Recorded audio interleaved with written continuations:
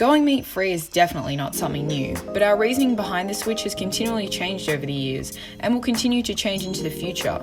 By looking at the past 10 years and our current climate, the year 2030 could be the year of cell-based meats, beans, and a whole new generation of flexitarians. So let's take a look at a global health campaign from the early 2000s to see where the future of flexitarians could take us.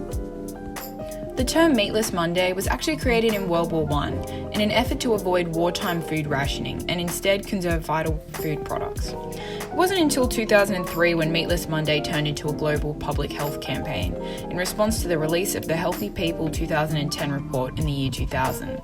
The report outlined health objective goals for the next decade, including a 15% reduction in saturated fats in the American diet. So by creating a campaign that encouraged people to refrain from eating meat one day a week, it would help to reach their goal.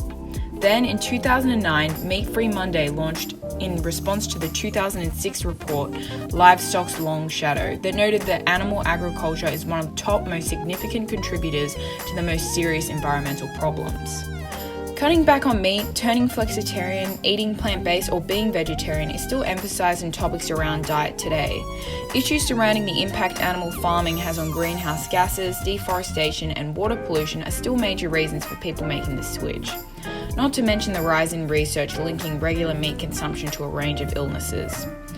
2020 has also brought around another influence for shifting to a plant-based diet, which is pandemics. Leading experts and scientists from the WHO and the UN have warned of the impact animal farming has on the spreading of infectious diseases, with 3 out of every 4 infectious diseases coming from animals. This heightened concern over meat products and shortages led to a 200% increase of plant-based meats in April 2020 in the US.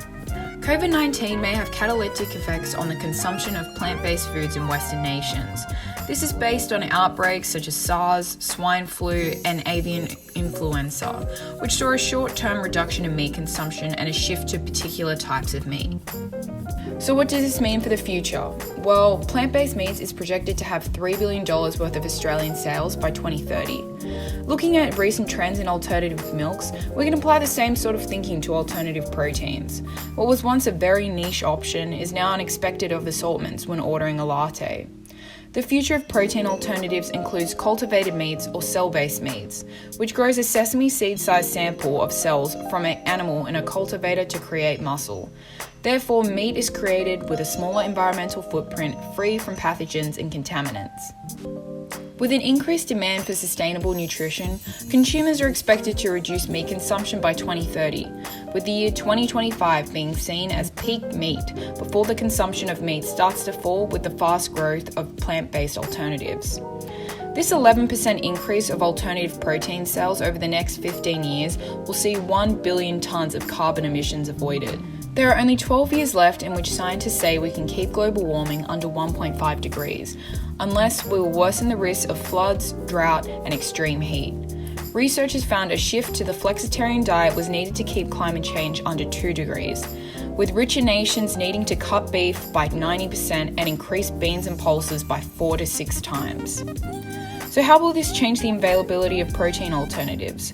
Well, one prediction is that by 2030, fast foods, cafes, and restaurants will have multiple options for flexitarian consumers, just as they do for milk alternatives, listing cultivated meats, beans, algae, and fermented proteins. So, from this research, we can predict in 2025 we will reach peak meat.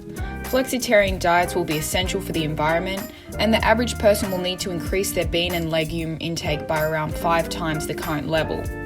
So, what will a dinner dish look like in 2030? Let's start by making a beanie, meat-free meal for a fortune feed.